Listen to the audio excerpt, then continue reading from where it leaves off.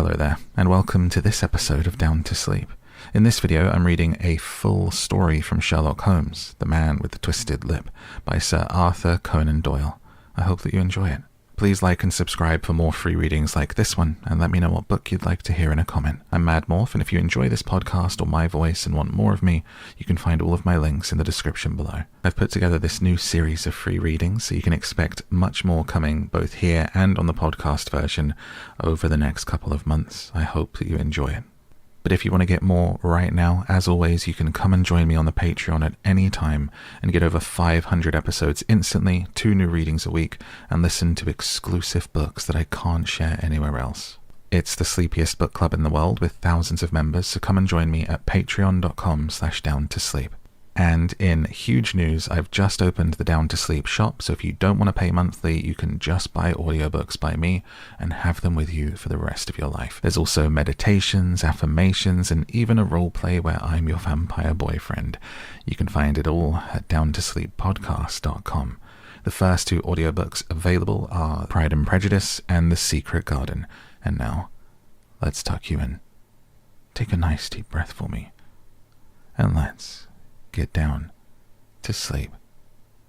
Sherlock Holmes, The Man with the Twisted Lip, by Sir Arthur Conan Doyle.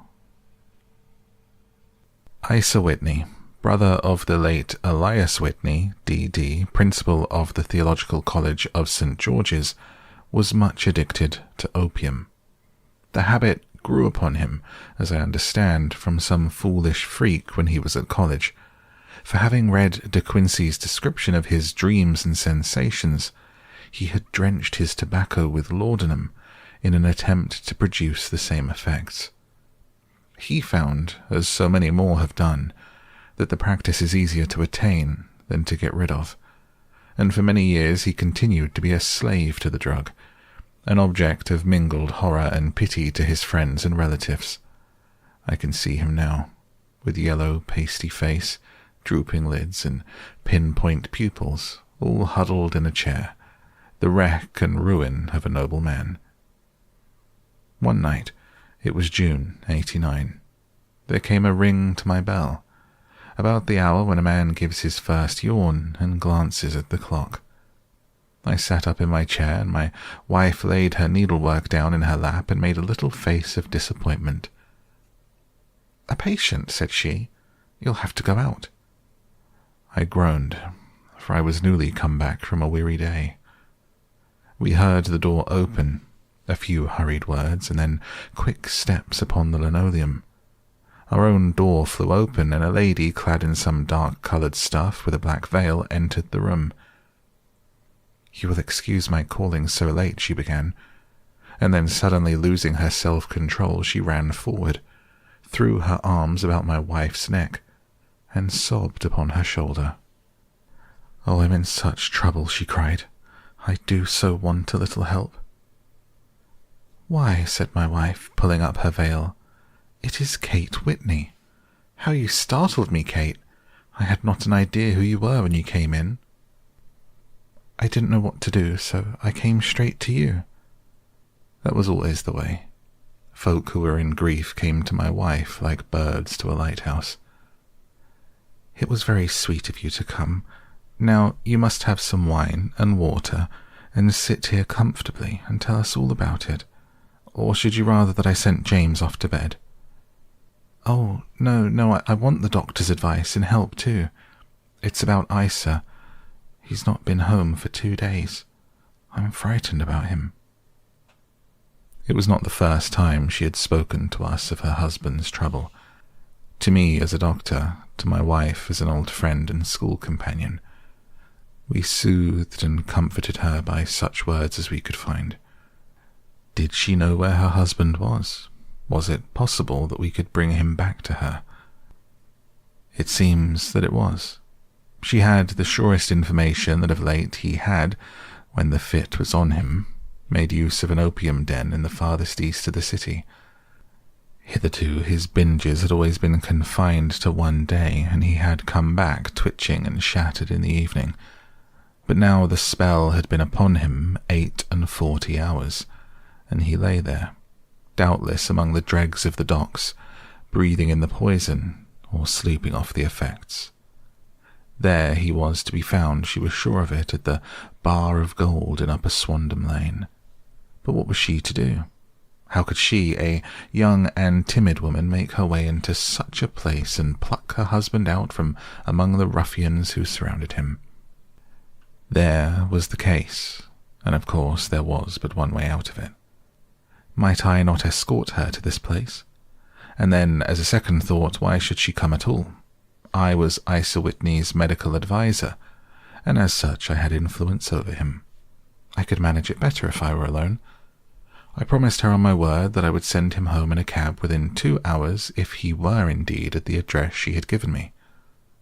And so, in 10 minutes, I had left my armchair and cheery sitting-room behind me, and was speeding eastward in a hansom on a strange errand, as it seemed to me at the time, though the future only could show how strange it was to be. But there was no great difficulty in the first stage of my adventure. Upper Swandam Lane is a vile alley lurking behind the high wharves which lie on the north side of the river to the east of London Bridge. Between a slop shop and a gin shop, approached by a steep flight of steps leading down to a black gap like the mouth of a cave, I found the den of which I was in search. Ordering my cab to wait, I passed down the steps, worn hollow in the centre by the ceaseless tread of drunken feet, and by the light of a flickering oil lamp above the door, I found the latch and made my way into a long, low room, thick and heavy with the brown opium smoke and terraced with wooden berths like the forecastle of an emigrant ship. Through the gloom, one could dimly catch a glimpse of bodies lying in strange, fantastic poses, bowed shoulders and bent knees, heads thrown back and chins pointing upward, with here and there a dark, lacklustre eye turned upon the newcomer. Out of the black shadows there glimmered little red circles of light, now bright, now faint, as the burning poison waxed or waned in the bowls of the metal pipes. The most lay silent, but some muttered to themselves, and others talked together in strange, low, monotonous voice, their conversation coming in gushes and suddenly tailing off into silence, each mumbling his own thoughts and paying little heed to the words of his neighbour. At the farther end was a small brazier of burning charcoal, beside which, on a 3-legged wooden stool, there sat a tall, thin old man, with his jaw resting upon his 2 fists and his elbows upon his knees, staring into the fire. As I entered, a sallow Malay attendant had hurried up with a pipe for me and a supply of the drug, beckoning me to an empty berth. "Thank you, I've not come to stay," said I. "There is a friend of mine here, Mr. Isa Whitney, and I wish to speak with him."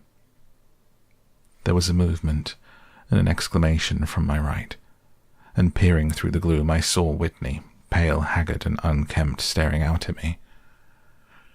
"My God, it's Watson," said he. He was in a pitiable state of reaction, with every nerve in a twitter. "I say, Watson, what o'clock is it?" "Nearly 11. "Of what day?" "Of Friday, June 19th. "Good heavens, I thought it was Wednesday." "It is Wednesday. What do you want to frighten a chap for?" He sank his face onto his arms and began to sob in a high treble key. "I tell you that it is Friday, man.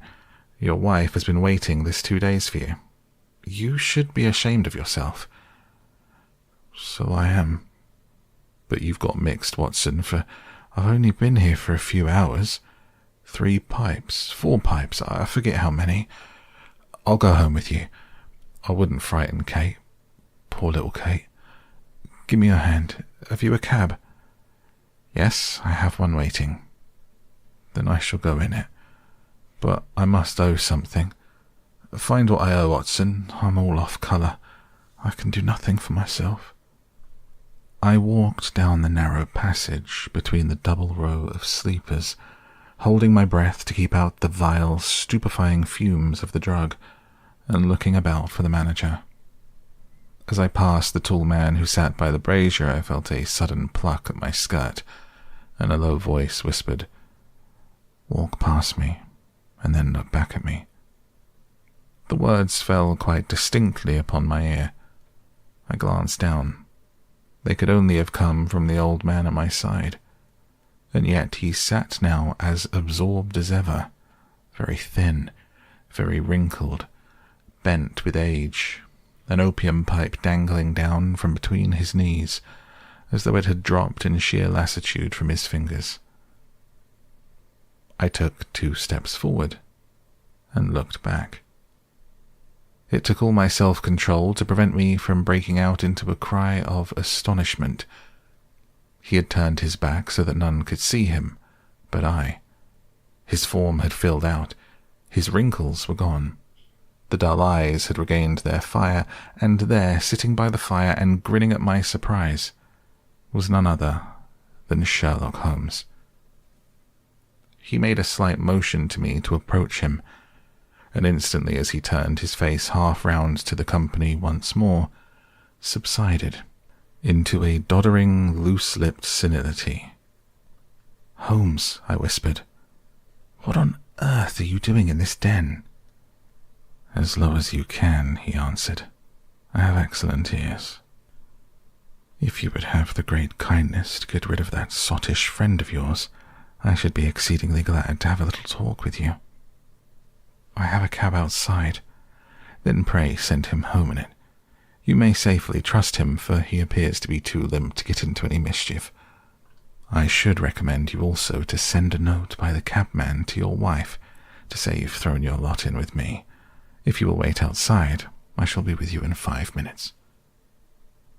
It was difficult to refuse any of Sherlock Holmes's requests, for they were always so exceedingly definite and put forward with such a quiet air of mastery. I felt, however, that when Whitney was once confined in the cab, my mission was practically accomplished, and for the rest, I could not wish anything better than to be associated with my friend in one of those singular adventures which were the normal condition of his existence. In a few minutes, I had written my note, paid Whitney's bill, led him out to the cab, and seen him driven through the darkness. In a very short time, a decrepit figure had emerged from the opium den, and I was walking down the street with Sherlock Holmes. For 2 streets he shuffled along with a bent back and an uncertain foot. Then, glancing quickly round, he straightened himself out and burst into a hearty fit of laughter. "I suppose, Watson," said he, "that you imagine that I've added opium to injections, all the other little weaknesses on which you've favoured me with your medical views. I was certainly surprised to find you there, but not more so than I to find you. I came to find a friend, and I to find an enemy." "An enemy?" "Yes, one of my natural enemies, or shall I say, my natural prey. Briefly, Watson, I am in the midst of a very remarkable inquiry, and I have hoped to find a clue in the incoherent ramblings of these sots, as I have done before now. Had I been recognized in that den, my life would not have been worth an hour's purchase, for I have used it before now for my own purposes, and the rascally Lascar who runs it has sworn to have vengeance upon me. There is a trapdoor at the back of that building, near the corner of Paul's Wharf, which could tell some strange tales of what has passed through it upon the moonless nights." "What? You do not mean bodies?" "Aye, bodies, Watson. We should be rich men if we had £1,000 for every poor devil who's been done to death in that den. It is the vilest murder trap on the whole riverside, and I fear that Neville St. Clair has entered it, never to leave it more. But our trap should be here." He put his 2 forefingers between his teeth and whistled shrilly, a signal which was answered by a similar whistle from the distance, followed shortly by the rattle of wheels and the clink of horses' hoofs. "Now, Watson," said Holmes, as a tall dog-cart dashed up through the gloom, throwing out 2 golden tunnels of yellow light from its side lanterns. "You'll come with me, won't you?" "If I can be of use." "Ah, a trusty comrade is always of use, and a chronicler still more so. My room at the Cedars is a double-bedded one." "The Cedars?" "Yes, that is Mr. St. Clair's house. I'm staying there while I conduct the inquiry." "Where is it, then?" "Near Lee, in Kent. We have a 7-mile drive before us." "But I am all in the dark." "Of course you are. You'll know all about it presently. Jump up here." "All right, John. We shall not need you. Here's £50. Look out for me tomorrow about 11. Give her her head. So long, then." He flicked the horse with his whip, and we dashed away through the endless succession of sombre and deserted streets, which widened gradually until we were flying across a broad bridge, with the murky river flowing sluggishly beneath us. Beyond lay another dull wilderness of bricks and mortar, its silence broken only by the heavy, regular footfall of the policeman, or the songs and shouts of some belated party of revellers.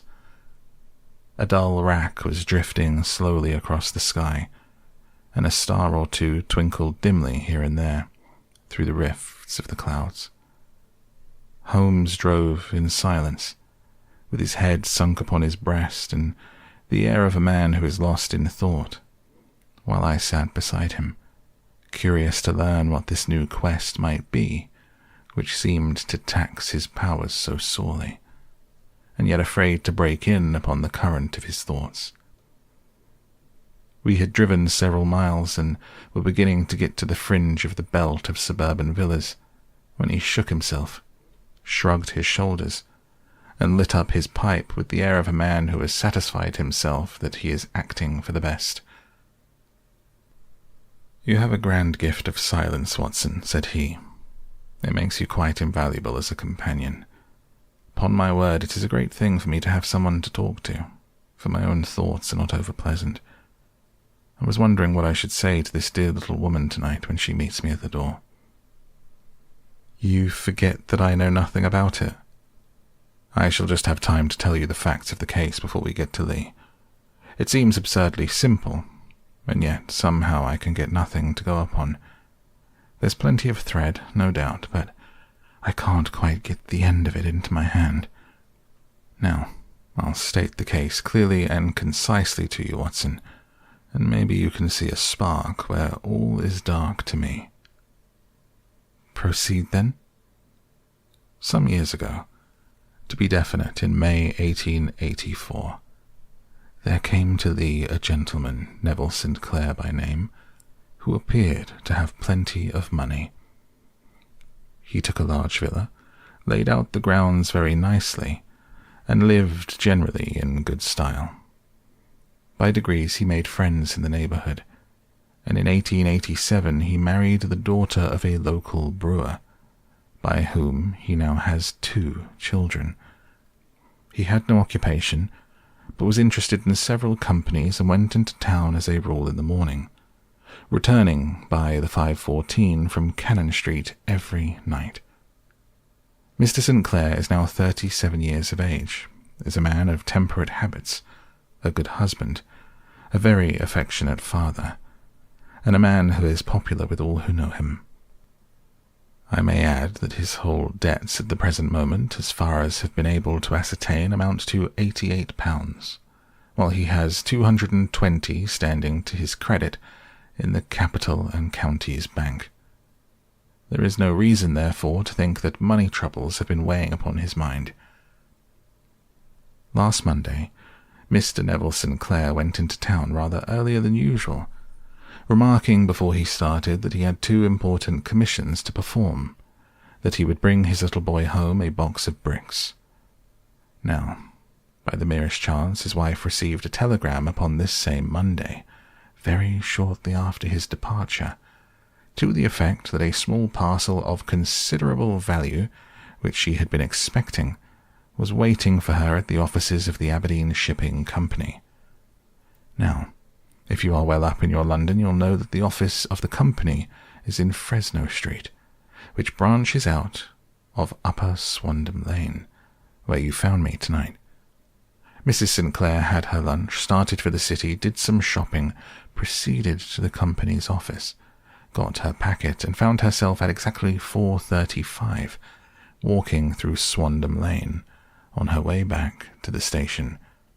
Have you followed me so far? It is very clear. If you remember, Monday was an exceedingly hot day, and Mrs. Sinclair walked slowly, glancing about in the hopes of seeing a cab, as she did not like the neighbourhood in which she found herself. While she was walking in this way down Swandam Lane, she suddenly heard a cry, and was struck cold to see her husband looking down at her, and, as it seemed to her, beckoning to her from a second-floor window. The window was open, and she distinctly saw his face, which she describes as being terribly agitated. He waved his hands frantically to her. He then vanished from the window so suddenly that it seemed to her that he had been plucked back by some irresistible force from behind. One singular point which struck her quick feminine eye was that although he wore some dark coat, such as he had started to town in, he had on neither collar nor necktie. Convinced that something was amiss with him, she rushed down the steps, for the house was none other than the opium den in which you found me tonight, and running through the front room, she attempted to ascend the stairs which led to the first floor. At the foot of the stairs, however, she met this Lascar scoundrel of whom I have spoken, who thrust her back and, aided by a Dane who acts as assistant there, pushed her out into the street. Filled with the most maddening doubts and fears, she rushed down the lane, and by rare good fortune met in Fresno Street a number of constables with an inspector, all on their way to their beat. The inspector and two men accompanied her back, and in spite of the continued resistance of the proprietor, they made their way to the room in which Mr. Sinclair had last been seen. There was no sign of him there. In fact, in the whole of that floor there was no one to be found save a crippled wretch of hideous aspect, who, it seems, made his home there. Both he and the Lascar stoutly swore that no one else had been in the front room during the afternoon. So determined was their denial that the inspector was staggered, and had almost come to believe that Mrs. Sinclair had been deluded when, with a cry, she sprang at a small deal box which lay upon the table, and tore the lid from it. Out there fell a cascade of children's bricks. It was the toy which he had promised to bring home. This discovery, and the evident confusion which the cripple showed, made the inspector realize that the matter was serious. The rooms were carefully examined, and results all pointed to an abominable crime. The front room was plainly furnished as a sitting room, and led into a small bedroom which looked out upon the back of one of the wharves. Between the wharf and the bedroom window is a narrow strip, which is dry at low tide but covered at high tide with at least 4.5 feet of water. The bedroom window was a broad one, and opened from below. On examination, traces of blood were to be seen upon the windowsill, and several scattered drops were visible upon the wooden floor of the bedroom. Thrust away behind a curtain in the front room were all the clothes of Mr. Neville Sinclair, with the exception of his coat. His boots, his socks, his hat, and his watch all were there. There were no signs of violence upon any of these garments, and there were no other traces of Mr. Neville Sinclair. Out of the window he must apparently have gone, for no other exit could be discovered. The ominous bloodstains upon the sill gave little promise he could save himself by swimming, for the tide was at its very highest at the moment of the tragedy. And now, as to the villains who seemed to be immediately implicated in the matter. The Lascar was known to be a man of the vilest antecedents, but as, by Mrs. Sinclair's story, He was known to have been at the foot of the stair within a very few seconds of her husband's appearance at the window. He could hardly have been more than an accessory to the crime.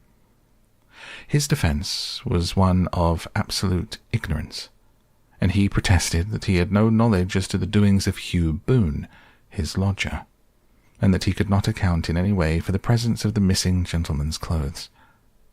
So much for the Lascar manager. Now for the sinister cripple, who lives upon the second floor of the opium den, and who was certainly the last human being whose eyes rested upon Neville St. Clair.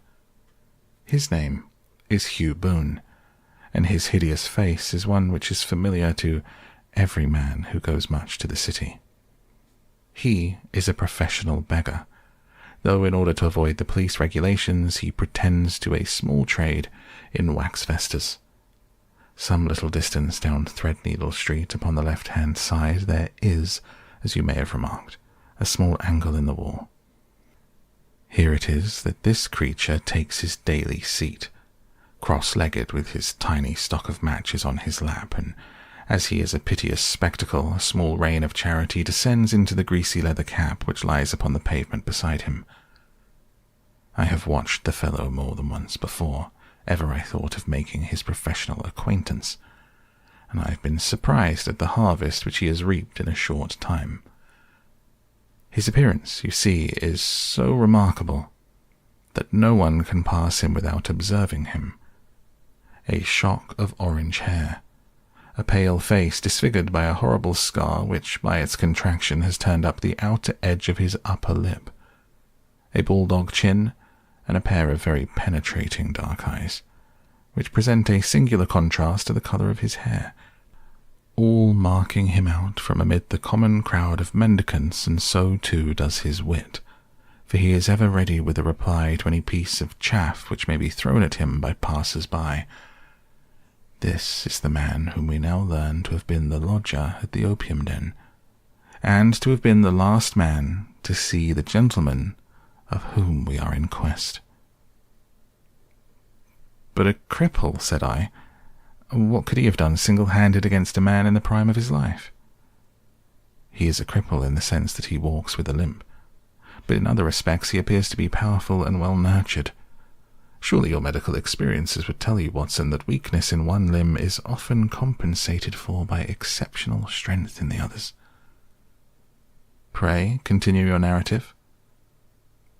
Mrs. St. Clair had fainted at the sight of the blood upon the window, and she was escorted home in a cab by the police, as her presence could be of no help to them in their investigations.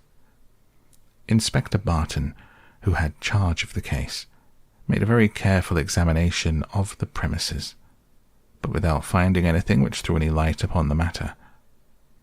One mistake had been made in not arresting Boone instantly. He was allowed some few minutes during which he might have communicated with his friend the Lascar, but this fault was soon remedied, and he was seized and searched, without anything being found which could incriminate him. There were, it is true, some blood stains upon his right shirt sleeve, but he pointed to his ring finger, which had been cut near the nail, and explained that the bleeding came from there, adding that he had been to the window not long before, and that the stains which had been observed there came doubtless from the same source.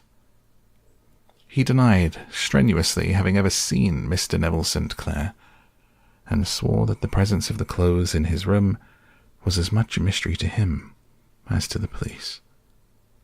And to Mrs. St. Clair's assertion that she had actually seen her husband at the window, he declared she must have been either mad or dreaming. He was removed, loudly protesting, to the police station, while the inspector remained upon the premises in the hope that the ebbing tide might afford some fresh clue. And it did, though they hardly found upon the mudbank what they had feared to find. It was Neville St. Clair's coat, and not Neville St. Clair, which lay uncovered as the tide receded. And what do you think they found in the pockets? I cannot imagine. No, I don't think you would guess. Every pocket stuffed with pennies and halfpennies, 421 pennies and 270 halfpennies, It was no wonder that it had not been swept away by the tide. But a human body is a different matter. There is a fierce eddy between the wharf and the house. It seemed likely enough that the weighted coat had remained when the stripped body had been sucked away into the river. But I understand that all the other clothes were found in the room. Would the body be dressed in coat alone? No, sir, but the facts might be met suspiciously enough. Suppose that this man Boone had thrust Neville Sinclair through the window. There is no human eye which could have seen the deed. What would he do then? It would of course instantly strike him that he must get rid of the telltale garments. He would seize the coat then, and be in the act of throwing it out when it would occur to him that it would swim and not sink. He has little time, for he has heard the scuffle downstairs when the wife tried to force her way up, and perhaps he's already heard from his Lascar confederate that the police are hurrying up the street. There is not an instant to be lost. He rushes to some secret hoard where he has accumulated the fruits of his beggary, and he stuffs all the coins upon which he can lay his hands into the pockets to make sure of the coat's sinking. He throws it out, and would have done the same with the other garments had not he heard the rush of steps below, and only just had time to close the window when the police appeared. It certainly sounds feasible. Well, we will take it as a working hypothesis for want of a better. Boone, as I have told you, was arrested and taken to the station, but it could not be shown that there had ever before been anything against him. He had for years been known as a professional beggar, but his life appeared to have been a very quiet and innocent one. There the matter stands at present, and the questions which have to be solved. What Neville Sinclair was doing in the opium den? What happened to him when he was there? Where is he now? And what Hugh Boone had to do with his disappearance are all as far from a solution as ever. I confess that I cannot recall any case within my experience which looked at the first glance so simple, and yet which presented such difficulties. While Sherlock Holmes had been detailing this singular series of events, we had been whirling through the outskirts of the great town until the last straggling houses had been left behind. We rattled along with a country hedge upon either side of us.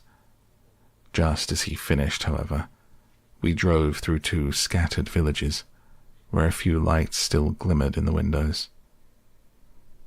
"We are on the outskirts of Lee," said my companion.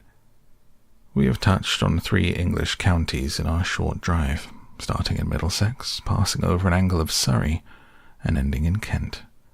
See that light among the trees? That is the Cedars, and besides that lamp sits a woman whose anxious ears have already, I have little doubt, caught the clink of our horses' feet." "But why are you not conducting the case from Baker Street?" I asked. "Because there are many inquiries which must be made out here. Mrs. Sinclair has most kindly put 2 rooms at my disposal, and you may rest assured that she will have nothing but a welcome for my friend and colleague. I hate to meet her, Watson, when I have no news of her husband. Here we are. Whoa there, whoa." We had pulled up in front of a large villa, which stood within its own grounds. A stable boy had run out to the horse